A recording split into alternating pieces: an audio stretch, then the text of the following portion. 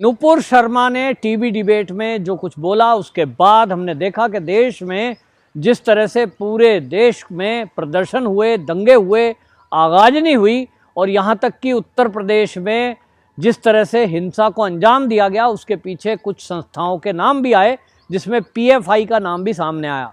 अब सवाल ये उठ रहा था कि इस तरह की संस्थाएं मिलकर के जब ये अपराध में लगी हुई हैं और दंगा हो रहा है, नुपुर शर्मा को सरेआम जान से मारने की चेतावनी तक दे दी गई है, सर कलम करने वाले पे 1 करोड़ का इनाम, इस तरह की बातें बोली गई, तो पूरे देश में इस बात को लेकर के एक बहस हो रही थी कि जब बात चलती है कि कानून अपना काम करेगा, जब दंगाइयों पर बुलडोजर चलता है तब लोग कहते हैं जी बुलडोजर क्यों चलाया जा रहा है, अभी तो जांच होनी चाहिए, ये दोषी कैसे सिद्ध हो गए, योगी जी कैसे जज बन गए, ये सारा विपक्ष इस बात को लेकर के योगी सरकार को घेरता रहा है। यहाँ तक कि जो हमने देखा कि इसमें बहुत सारी संस्थाएं सुप्रीम कोर्ट तक पहुंची।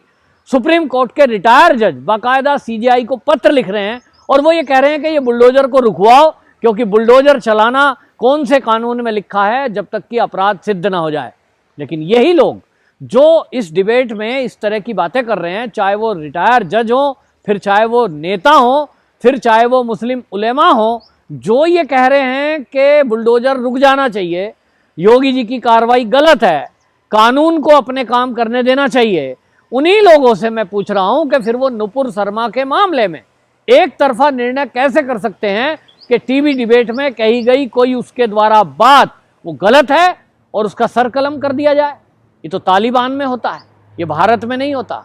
भारत के संविधान में ये नहीं है। भारत के संविधान में आईपीसी की धाराएं हैं, पुलिस है, हमारा संविधान है, कानून है, न्यायपालिका है। लेकिन यहाँ दो तरफा ये दो चेहरे देखने को मिल रहे हैं। लेकिन अब इस सब को लेकर पूरे देश में बजरंग दल ने नुपुर शर्मा के पक्ष में उतरकर एक बार ये सिद्ध कर दिया है कि संपूर्ण हिंदू समाज वो नुपुर शर्मा के साथ खड़ा है। और पूरे देश में आपको बता दूं, विश्व हिंदू परिषद और बजरंग दल ने बाकायदा नुपुर शर्मा के पक्ष में उतरकर राष्ट्रपति जी को ज्ञापन दिया है। और उसमें दिल्ली में भी है, उसमें पूरा उत्तर प्रदेश है, उसमें मेरठ है और वाराणसी, इलाहाबाद, अलीगढ़, सब जगह ये प्रदर्शन हुए हैं। और उस प्रदर्शन में विश्व हिंदू परिषद और बजरंग दल ने बाकायदा नारे तक लगाए हैं। लोगों ने नारे लगाए और उन्होंने ये तक कह दिया कि जो कट्टरवादिता सोच इस देश में पनप रही है उनको कतई सहन नहीं किया जाएगा। आप हमारे हिंदू देवी देवताओं का अपमान करते हैं, आप शिवलिंग को शिवलिंग जानने के बावजूद फव्वारा बताते हैं, तो आप हंसी मजाक उड़ाते हैं। इसका मतलब यह है कि आप हिंदू समाज का अपमान करने के लिए खुले स्वतंत्र हो। लेकिन अगर कोई आपके बारे में एक जरा सी कोई बात भी कह दे तो उसके बारे में आप कहते हो जी सर कर दिया जाए। तो ये दो मुहे जो लोग हैं इनको पहचानने और समझने की आवश्यकता है। लेकिन बहरहाल आपको बताएं, जो विश्व हिंदू परिषद के राष्ट्रीय प्रवक्ता हैं विनोद बंसल, उन्होंने बाकायदा बयान दिया और उन्होंने कहा कि देश में कट्टरवाद बढ़ रहा है, इस पर रोक लगनी चाहिए। और उन्होंने कहा कि इसके लिए हम ये भी मांग कर रहे हैं कि जो पीएफआई है, कई सारे दंगों में पीएफआई का हाथ सामने आया है। इस दंगे में जहां अब कानपुर दंगा हुआ है, फिर उसके बाद प्रयागराज का जो दंगा हुआ है, इसमें भी इस तरह की संस्थाओं की खुलासा हुआ है कि उन्होंने लोगों को पैसे तक दिए, लोगों को उकसाया और सड़कों पे उतारा। तो इसके पीछे एक सुनियोजित षड्यंत्र सामने आ रहा है और इसलिए विश्व हिंदू परिषद मांग कर रहा है कि पीएफआई को बैन किया जाए। और इस तरह से जो बयानबाजी करने वाले लोग हैं, एक तरफा कार्रवाई क्यों होती है? बहुत सारे हिंदू हैं जिन्होंने कोई टिप्पणी कर दी, उनको सोशल मीडिया पे ही भले चाहे कर दी, उनको उठा करके जेल में डाला जा रहा है। महाराष्ट्र के अंदर कई सारे ऐसे बालक बंद हैं। अभी हाल ही में देखिए, एक केवल शरद पवार जी को लेकर किसी ने टिप्पणी कर दी तो एक छात्र वो मेडिकल की तैयारी कर रहा था, वो जेल में है। एक एक्ट्रेस कोई टिप्पणी कर दी तो वो जेल में है। लेकिन आप दूसरी तरफ हिंदू समाज के देवी देवताओं का अपमान करेंगे, सोशल मीडिया पे भद्दी भद्दी कमेंट करेंगे और आप किसी महिला के बारे में ये कहेंगे, नुपुर शर्मा को कहा गया कि इसका रेप करेंगे। ये किस तरह की भाषा है? अभी तय नहीं हुआ, लेकिन जो टीवी डिबेट में कहा है उसके उन शब्दों को तो लाखों मुसलमान कह रहे हैं कि साहब ठीक है, किताब में लिखा है। तब फिर बात यह है कि किस रेफरेंस में और कब कहा, उसके लिए एफआईआर दर्ज है। तो कानून की प्रतीक्षा करने के बजाय उसको दोषी साबित करना और उसको फांसी होनी चाहिए जी, उसको जेल क्यों नहीं हुई जी? इसको लेकर के जगह जगह प्रदर्शन हुए। तो भाई आप प्रदर्शन क्यों कर रहे हो? जिस तरह से एफआईआर दर्ज आप कर रहे हो, नुपुर शर्मा के बारे में एफआईआर हुई है, और आप ये कह रहे हो कि साहब इसमें तत्काल क्यों नहीं कार्रवाई हुई, इसको फांसी पे क्यों नहीं चढ़ाया गया? तो दूसरी तरफ जब बुलडोजर दंगाइयों पर चल रहा है, उत्तर प्रदेश की पुलिस ने जी, चाहे प्रयागराज हो, चाहे कानपुर हो, चाहे फिर वो सहारनपुर हो, वहां के जो दंगे वाले हैं वो वीडियोग्राफी कराकर बाकायदा वीडियो के जरिए वो पहचान की गई और ये तय हुआ कि वो दंगे में शामिल थे। और उसके बाद जो मकान टूटे हैं, ये मैं आपको बता दूं, कानून की एक बारीकी है, वो मकान जो टूट रहे हैं दंगे में, तो अगर मैं सहारनपुर की बात करूं तो 5,000 की भीड़ थी, कानपुर दंगे की बात करूं तो 4-5 हजार लोग सड़क पर थे, प्रयागराज में भी हजारों लोग सड़क पर थे। मकान कितने के टूटे हैं? 2, 3, 4। क्यों? दंगा करने वाले 5,000, वीडियोग्राफी में हजारों के चेहरे हैं, लेकिन मकान टूट रहे हैं कुल 5-7 के। क्यों? ये समझने की बात है। वो केवल मकान उनके तोड़े गए हैं जिनका निर्माण अवैध पाया गया है।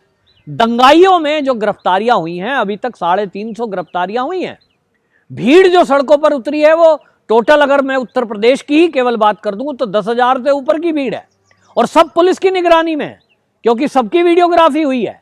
अब उसमें 10 ना आए होंगे तो 5,000 तो भीड़ आई होगी, 5 ना आए होंगे तो 1,000 तो आए होंगे, और 1,000 जब वीडियोग्राफी में आए हैं, उसमें से गिरफ्तारी मात्र 350 की गई है। इसका मतलब पुलिस केवल उन लोगों को पकड़कर जेल के अंदर डाल रही है जो मास्टरमाइंड है, जो दंगा कराने वाले हैं, जो आम लोगों को भड़काकर सड़कों पे लाने वाले हैं। बहुत सारे तो ऐसे बच्चे हैं जिनका ये पता लगा कि उनको ये कह दिया था कि तुम्हें एक टाइम की भरपेट बिरयानी खिलाएंगे, तुम्हें आइसक्रीम खिलाएंगे, आओ पत्थर पे। मतलब इस तरह की चीजें की गई हैं। तो अब जब ये चीजें खुल रही हैं तो पुलिस को सीधा योगी जी का आदेश ये है कि आम पब्लिक को ना परेशान करें, जो इसके पीछे मास्टरमाइंड हैं, जिन्होंने ये दंगे कराए, उन लोगों को ही पकड़ करके आपको लाना है। और इसीलिए गिरफ्तारी 350। और मकान कितने टूटे हैं तो अभी तक आप देखेंगे, अगर मैं प्रयागराज दंगे की बात करूं, सहारनपुर दंगे की बात करूं, कानपुर दंगे की बात करूं, तो कुल जो टूटे मकान है वो 10 भी नहीं है, 10 संख्या नहीं है। फिर इतना हल्ला क्यों? फिर उस बुलडोजर के चलने पे बेचैनी क्यों? फिर रिटायर जज न्यायपालिका मतलब सुप्रीम कोर्ट पहुंच गए, राष्ट्रपति को पत्र लिख रहे हैं, टीवी पे डिबेट चल रही है, योगी जी को गलत ठहराया जा रहा है। दो मुँहे सांप ये बहुत खतरनाक हैं। अब आप समझ लीजिए, एक तरफ कहेंगे कानून से काम हो, पहले कई साल केस चलेगा कोर्ट में, निचली अदालत होगी, फिर हाई कोर्ट में जाएगा, फिर हाई कोर्ट में कहेंगे अभी सुप्रीम कोर्ट, और फिर कहेंगे अभी तक दंगा सिद्ध तो नहीं हुआ, अभी तक अपराध सिद्ध तो नहीं हुआ, तो 20 साल सिद्ध नहीं होगा, तो 20 साल वो दंगा करते रहेंगे। योगी जी के स्टाइल में तो ये नहीं होगा। और इसलिए योगी जी ने तय किया है कि जो भी दंगा बवाल करने वाले हैं, उन्होंने जीवन में कोई कमी की हुई है। अभी आप देखिए, वो जो जावेद पंप का मकान जो तोड़ा है, वो क्यों तोड़ा है? क्योंकि वो बिना प्राधिकरण के नक्शे पास कराए हुए बनाया हुआ था, और अनियमित था, अतिक्रमण किया हुआ था, और इसलिए टूटा है। दंगा किया उसने, उसका केस अलग चलेगा। ये दंगा किया है इसलिए मकान नहीं टूटा है। लेकिन अब विश्व हिंदू परिषद और बजरंग दल जिस तरह से नुपुर शर्मा के पक्ष में आए, जिस तरह से दंगे के विरोध में उतर करके अब सामने आए, ये वाकई में एक टकराव की स्थिति पैदा हो गई है। और अब ये देखना होगा कि अब जुम्मा है, अब जुम्मे में लोगों को समझ में आता है कि इस देश में अमन शांति रखनी है, मिलकर रहना है, भाईचारे के साथ रहना है, या फिर इसी तरह इस देश को कमजोर करना है। क्योंकि जब कभी भी दंगे होते हैं, जब कभी भी दो लोगों के बीच में झगड़ा होता है, तो देश का नुकसान होता है। हिंदू हो या मुसलमान, चोट किसी को भी लगे, भारत माता के दोनों बच्चे हैं। तो इसलिए देश में कभी भी ये हित में नहीं है कि दंगे फसाद हो, वहाँ कर्फ्यू लगे, लोगों की संपत्ति टूटे। ये बहुत गलत है। और इसलिए सबको ये चाहिए, चाहे वो विश्व हिंदू परिषद हो, चाहे फिर बजरंग दल हो, फिर चाहे वो मौलाना मौलवी हो, फिर चाहे ये दंगे कराने वाली सोच रखने वाले कट्टरपंथी हों, इन सबको समझना होगा कि इस देश में जिस तरह से हमारी भारत माता के बच्चों के बनकर और शांति से लोग रहते आए हैं, उसी की आवश्यकता है। हालांकि विश्व हिंदू परिषद और बजरंग दल ने जिस शक्ति का प्रदर्शन पूरे देश में किया है। अब निश्चित रूप से इसमें ये तो बात सब जरूर तय हो गई है कि जो नुपुर शर्मा अभी तक अलग थलग खड़ी दिखाई दे रही थी, ऐसा लग रहा था कि उसने तो बोला कुछ नहीं है, शंकर भगवान के अपमान पर उसने 2 शब्द बोले हैं, जिसके लिए तो 18 लाख नागा साधु तय हैं। बनारस के अंदर मीटिंग हुई है, उन्होंने कहा कि शंकर भगवान के अपमान पर कौन नहीं बोलेगा इस तरह से। और एक बेटी ने यदि नुपुर शर्मा ने बोला है तो 18 लाख साधु नागा उस नुपुर शर्मा के लिए सड़कों पे उतरने को तैयार हैं। तो विश्व हिंदू परिषद और बजरंग दल अब नुपुर शर्मा के पक्ष में आए हैं। निश्चित रूप से एक कम से कम बात तो तय हुई कि इस देश का सनातनी हिंदू जाग रहा है और अब हर मुद्दे को सतर्कता से देख रहा है। अब किसी को नैरेटिव चलाने का टाइम नहीं मिलेगा और कोई साजिश करके इस देश में दंगे करा ले जाएगा, ये अब प्रशासन और सरकारें होने नहीं देंगी। वंदे मातरम।